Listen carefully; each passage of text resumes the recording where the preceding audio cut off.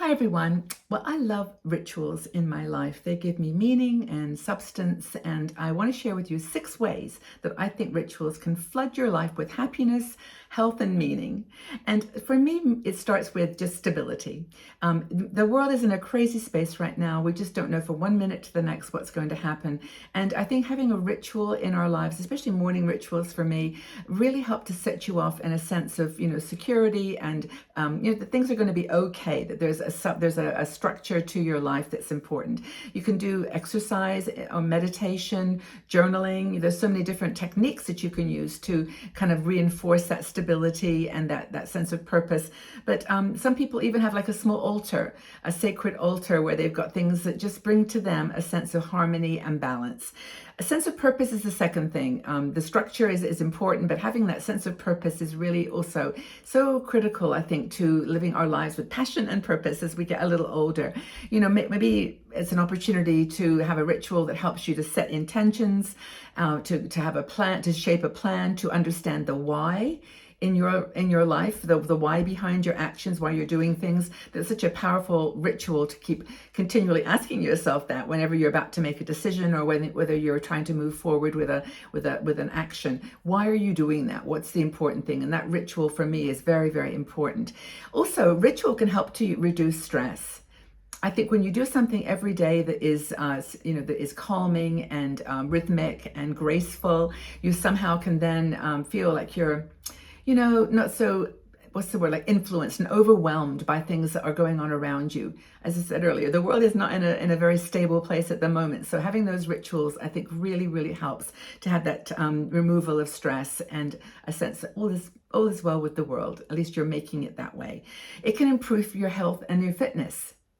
Now, I've recently had, this experience myself where I've realized that there's some things that can happen in your body that can be, displaying themselves as a physical issue, but really behind that is, a sense of imbalance, that you're just not living your life in the way that it's going to create a harmony and a lifestyle that will generate good health. So I think that having a ritual that is powerfully connected to who you are, to your spirit, to your, purpose that you've defined, gives you that kind of balance that helps your body to just stay in harmony and in symbiosis. It's a helpful thing when when you're feeling a bit out of sorts or just not healthy, not well.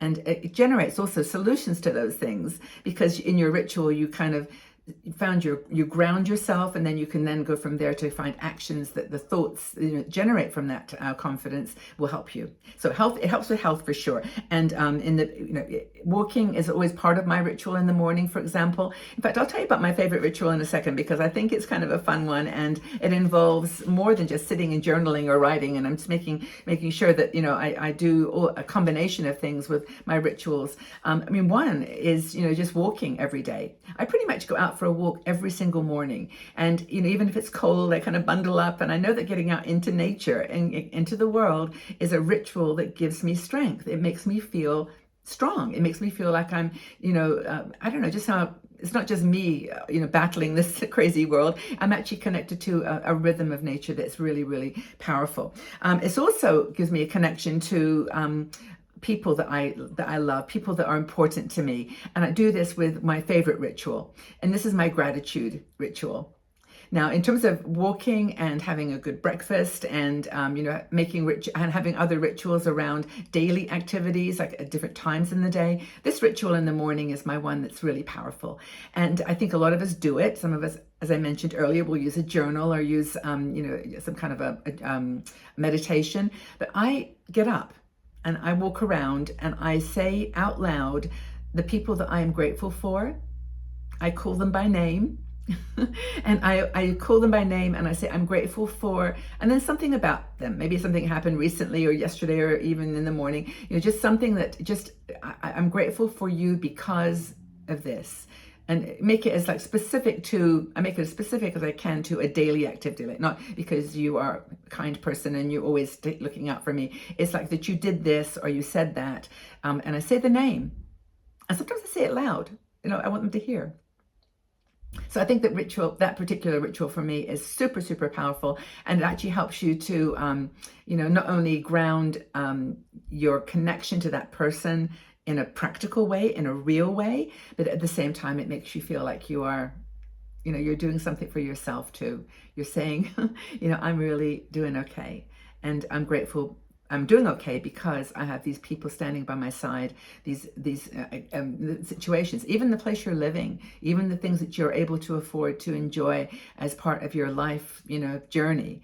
I think it's really, really powerful. So that's, I think, my thoughts about rituals and about, how they can impact your life in so many different ways positively. They give you structure, they give you purpose, they give you meaning, and they give you strength. They give you courage. I mean, this is the time of life when, to actually, any time of life is to actually feel like you are brave enough to stand up, face what's ahead of you, but do it in a way that you've got solid roots. And those are the rituals create those roots.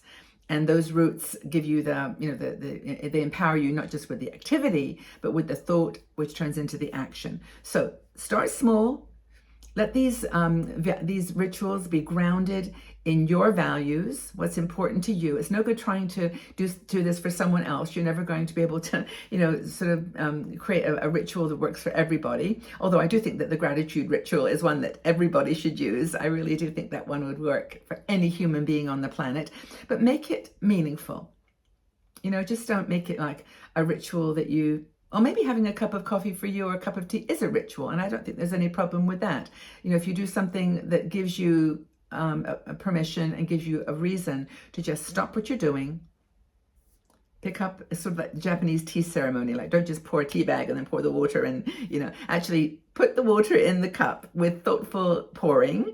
Find your tea bag, maybe find one that's purposeful for that day, something that's got the ingredients in it that you feel inspired, and just thank, thank the trees, thank the plants, thank the person that brought it to your, to your store, and put the tea bag in the water. Take a breath, put down anything else you're doing, don't look at your computer, and actually just drink the tea. Drink the tea with love, with compassion, as a ritual. And I actually do that pretty much. I don't know if I would call it a ritual anymore in the way it used to be in my life. I used to always start all my days with a cup of tea that was like turmeric one day, green tea the next day, but that was okay. That was somehow the way that I found the ritual to activate my energy and activate my the happiness in my life. And as I mentioned earlier, rituals really can flood you with happiness and meaning and purpose in your life. They have power, and you have control over them. You can design them. You can do your own rituals in whatever way that your heart desires. Be consistent, because if you don't do it every day, it's not a ritual.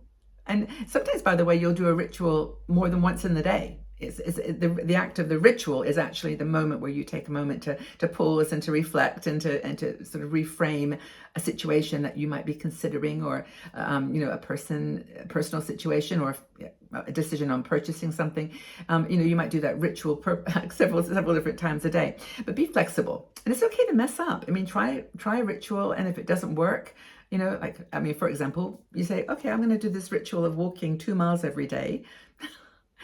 I'm pretty lucky if I do 1 mile a day, but it doesn't matter. I mean, the ritual is not the number of steps. It is the doing of the intended action, the thing that's going to make you feel like I did that. I had control over that. That was a ritual that gave me strength. It gave me confidence to go forward.